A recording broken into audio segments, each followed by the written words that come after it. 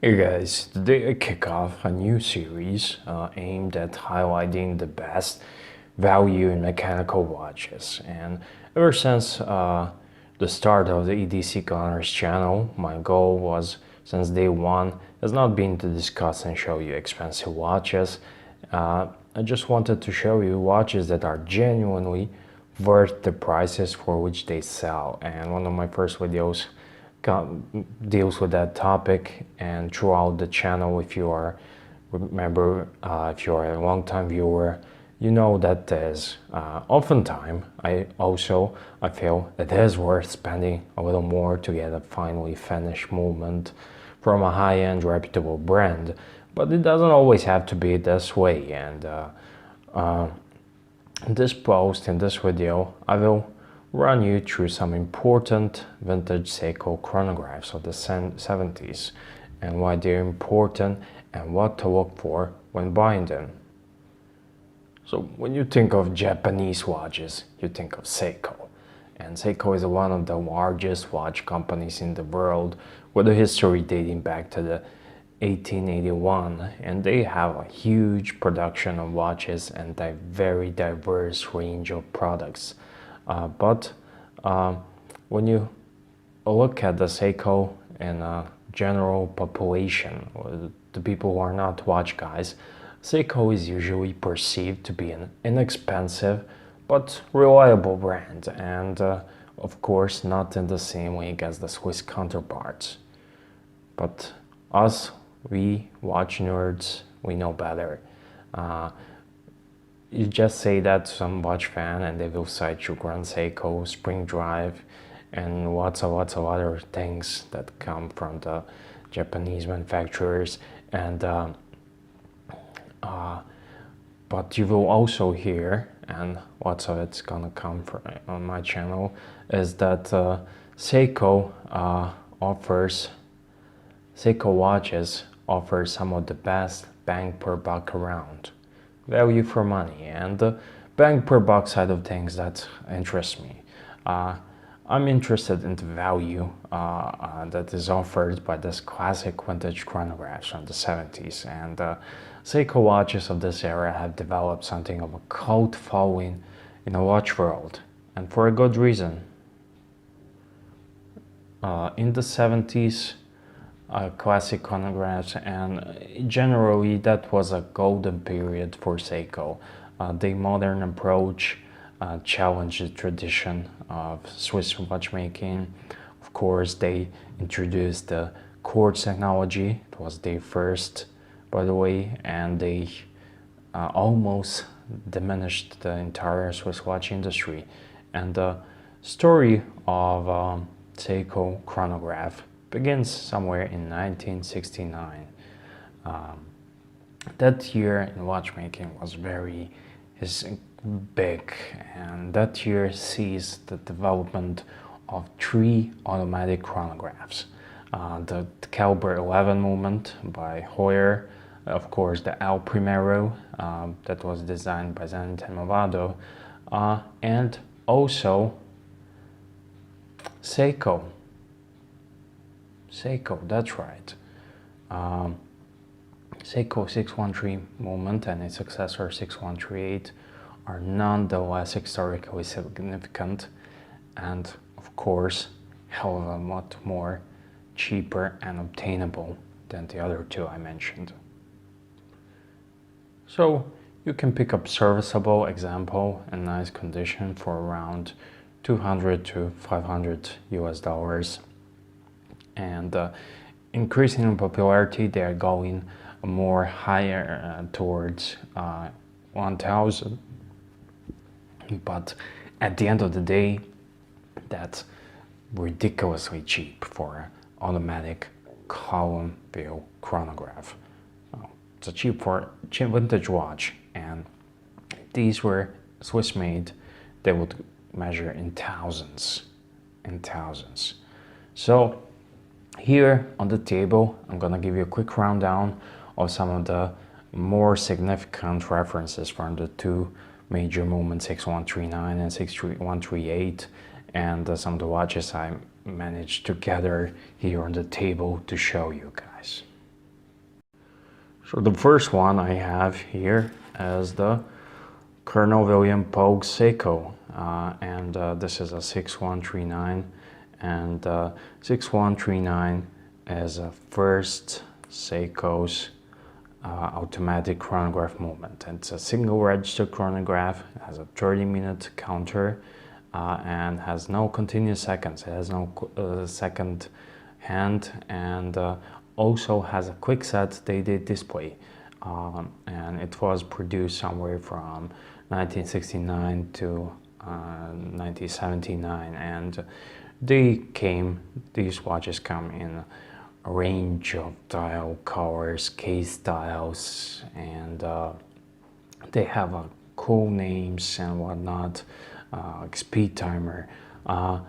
However, in the ranks of 6139 devotees, one model is more famous than all the rest, and this is this one here. This is a 6139-6002, and it's nicknamed Polk. And the Polk comes, you know the story, I told you this one, but just for the purposes of the video, this watch is named Polk after Colonel William Polk, and he was an astronaut, and he was also a pilot, but he was a member of the Skylab 4 mission 1973, and on his mission he wore the distinctive yellow dial 6139, this one here, of course not this one, but this one, along with his Omega Speedmaster moonwatch. And he wore it without NASA's authorization, and but yeah, I haven't been wearing this one, so it kind of stopped, but had a little power reserve. But he wore this watch without NASA's approval because they were issued Speedmasters to time the engine burns, and but he purchased his watch for himself and worn during the training, and before he was issued Omega, he kind of got used to this watch, and he trusted the capabilities of a Japanese watch, and not just because it's a Japanese watch, but he trusted it because he got used to it. And sometime in the era of internet and stuff, some watch nerds noticed on the photos that he was wearing some yellow watch on his photos, and they asked him, they sent him a letter, and he responded, and after that this watch just went crazy, and this watch with this distinctive yellow dial chronograph, this one is recognized as the first automatic chronograph in space. And of course after that the prices went up, and these watches are just went crazy. In 2008, I think the Colonel Polk sold his for around $6,000 and some auction and whatnot, but it's just a great watch, and some nice clean examples can be found, like this one. They are just shy below $1,000 mark, but some other examples are usually around $500 US or euros, whatever you like it. And I think that's a sweet spot if you are able to find that one for that price. I think it represents a great value in mechanical watches. So now here I have two Seiko chronographs. This one 6139 with a single register, and it's a first automatic chronograph. And this one here, this is nicknamed Seiko Panda because of the dial combination, but this is its successor, and this is a 613 movement, and this is a more popular and more versatile Seiko chronograph, and it's been released in somewhere in the 70s, and the most obvious difference between two is the 6138 is a two-register chronograph, and has an added 12-hour register. And like many vintage Seikos, particular models, styles develop cult following, and they earn the nicknames. And example, this one's called Panda, this one's Pogue. There's a UFO, and there's also a bowhead, which I have here. I'll show you. This is a bowhead. Unfortunately, I do not have a UFO to show you, but you watch guys know about it. So the UFO looks like a flying saucer, like a alien spaceship. That's why it's called. That's why it's called like that. But one of the most unusual watches, and of course one of the coolest looking Seiko chronographs, and is the bowhead. And this is bowhead, and I think you can already see why it's called bowhead.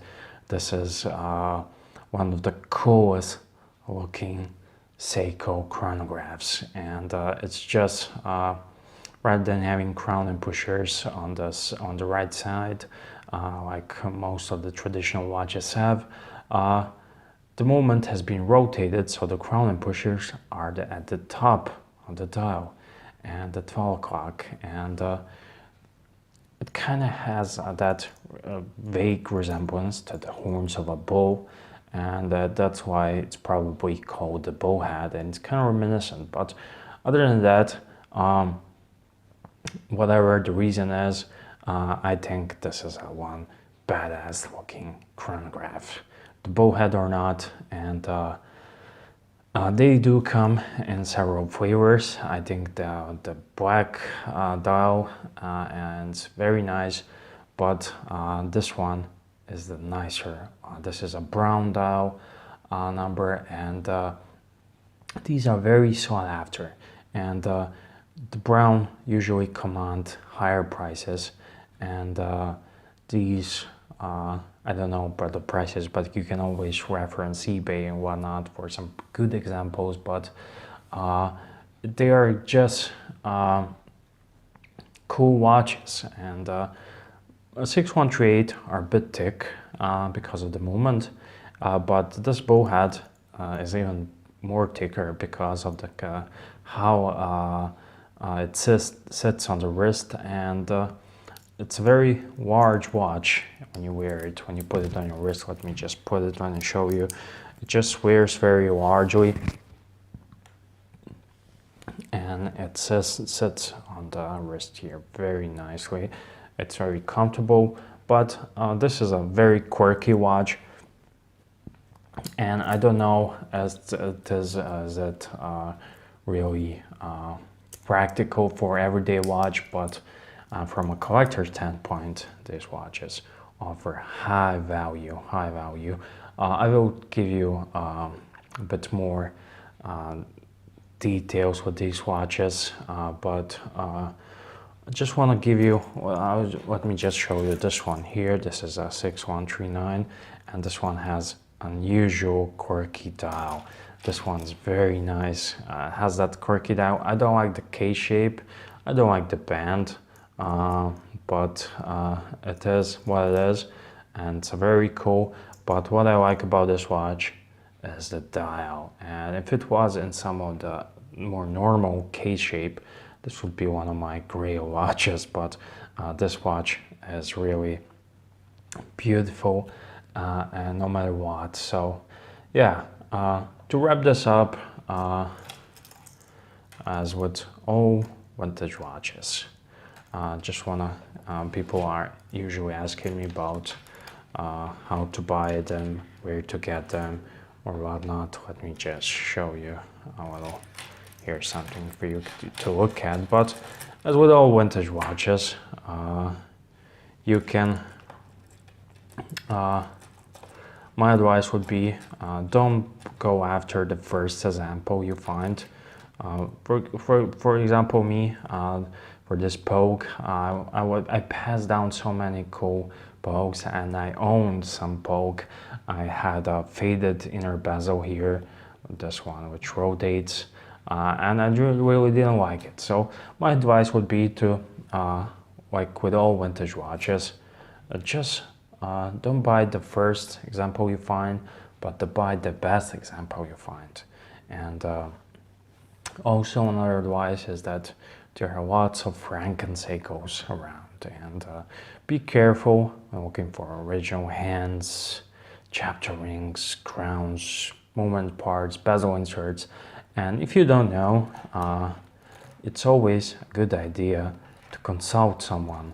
And you can go on forums, you can go various places online, throw some cool photos, throw some good photos, and people will help you. People will be glad to help you. So share, and also try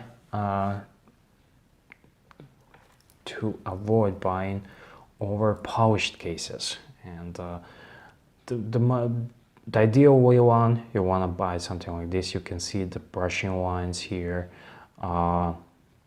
This is like I was really struggling to find this one, but ideally you want to buy like this. It's don't want to buy over polished cases. And honest history as always preferred to refinish watch when it comes to collecting. If you're buying just to wear them, then maybe it's better to buy a modern Seiko or whatnot. So also try to buy a watch that runs by movement. Always try to find some movement photos, ask for movement photos, and it will be cheaper to buy a better watch than to have your watch serviced, especially if you are living in the United States, Northern Europe, and some places where the watch servicing costs are not as low and in the rest of the world. So also another problem is these watches are not waterproof. They're chronographs. They have 3 holes, and many times the seals are deteriorated, and they seem to have moisture problems. And try to avoid watches with signs of rust or mold or discoloration of the dial. You may like the discoloration of the dial, but it came from inside of the watch, so most likely the movement will be corroded as well and something. So it's best to avoid. So that's it for me, guys. Thank you for watching, and hopefully this video will help you and show you, steer you in the right way if you don't know, if you're just starting to collect watches and you want to collect something significant and something more cooler than a Seiko SKS, because it's for newbies. And these watches are historically significant, and they're also very cool. You can see. Just write down in the comment section which one out of these 4 would you pick and wear. Which one would you pick to have in your collection? And they have a historical value. They're column-wheel chronographs, and they are not that easy to come by. So, and the best thing of all, you don't have to break the bank to get them. So thank you for watching, guys. If you like what you see, please give me a thumbs up, like, share this video, and subscribe.